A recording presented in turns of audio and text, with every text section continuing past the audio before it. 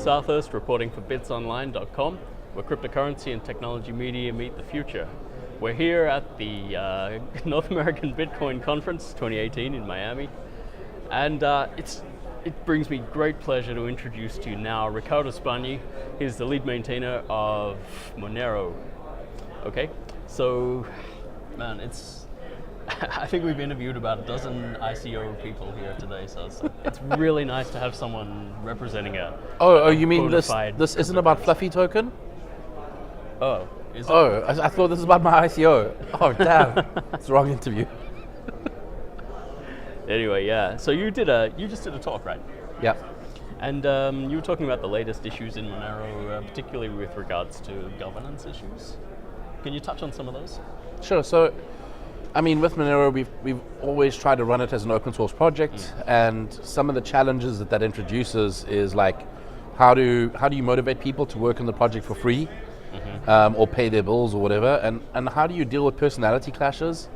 And so my talk was a little bit about that, about encouraging mutual respect, about the way we do crowdfunding to pay for people, and yeah, it was. It seems to have been pretty well received. So how actually do you do that crowdfunding thing? Sure, so we have something called the forum. Without the ICO. Yes, without the ICO, it's crazy. I mean, we don't have a token that, we don't steal from miners, I don't know how. But we have something called the forum funding system.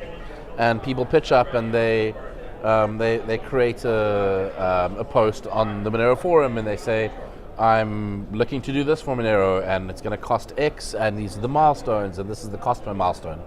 And then the community goes and raises funds, and they donate funds.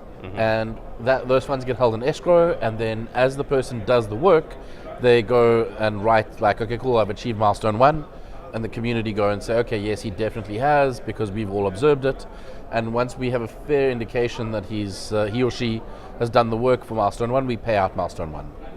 Do you find it's kind of difficult convincing people that that's the way it should be done? Like in this age of ICO hype and token hype and, yeah, treasuries.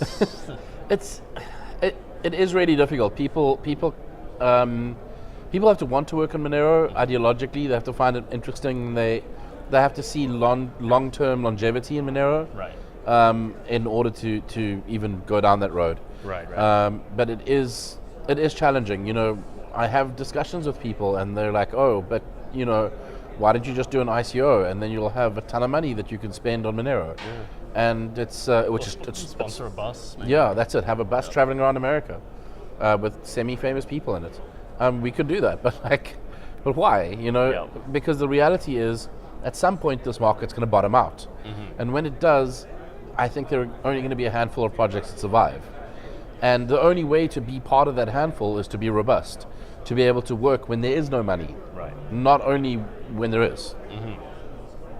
And I'm seeing a lot of projects come along lately that are claiming to be the next privacy coin.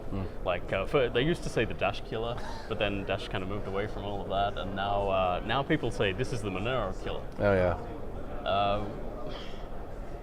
I've seen your reaction when people say that, but what do you actually think? Well, about these new projects? Look, I'm always glad when people pitch up and do good work. Then I embrace it wholeheartedly. If someone pitches up and says, here's this cool new privacy technology, we're building a coin around it, I wish them all the best.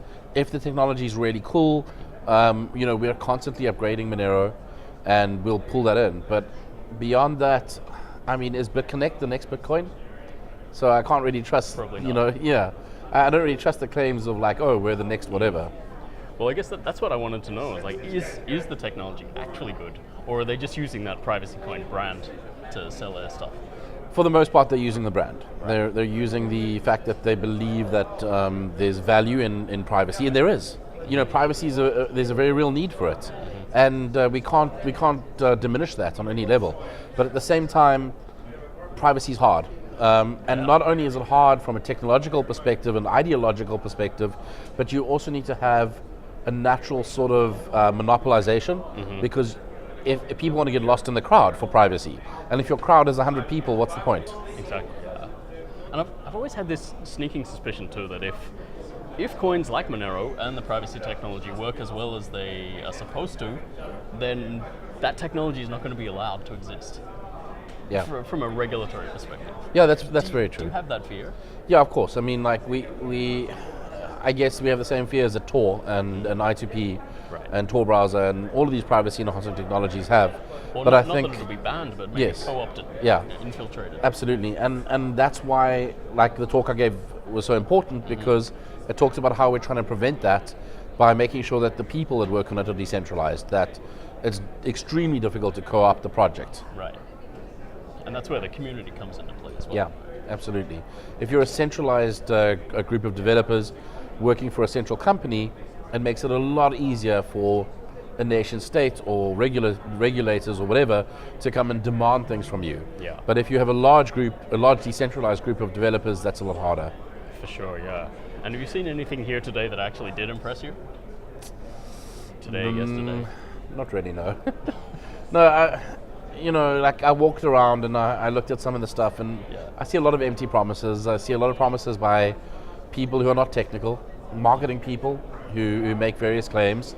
And I would be willing to have a discussion with somebody if they had credentials like, oh, I contributed to the Linux code base, I've worked on OpenSSL, whatever. But a lot of the credentials of like the technical people in these projects are like, I'm a web developer with 10 years of JavaScript experience. It's, come on, guys. That's not the skill set that you need. Oh, thanks, man. It's actually really nice to have this dose of reality right at the end of the conference. Anyway, I'm sure that there's nobody out there who hasn't heard of Monero yet, but if they haven't and they want to become part of that community, where should they go first? So the getmonero.org website, getmonero.org has a list of community resources. A lot of the discussion happens on IRC, but we also have a Slack relay that goes into the IRC channels. We have a subreddit. We have a Mattermost relay that goes into IRC. So there are lots of different ways of plugging into the network and the communications network. And I strongly encourage people to start there. If you want to get involved in development, then and you happen to be like reasonably interested in learning C++, or you already are a C++ developer, then go and take a look at the project, the core project or the GUI, and take a look at the GitHub issues that are open. Find some of the ones that are flagged as easy, and peck away at it. I mean, if you struggle, then somebody will help. Just ask for help. And then, of course, there's the Monero Stack Exchange, which also has a wealth of information. Yeah, fantastic. All right, that was Riccardo Spagni, lead maintainer of Monero, and that was much appreciated. Thanks so Thank you much, very Jon. much, man. That's Jon Southurst for Bitsonline.com. See you next time.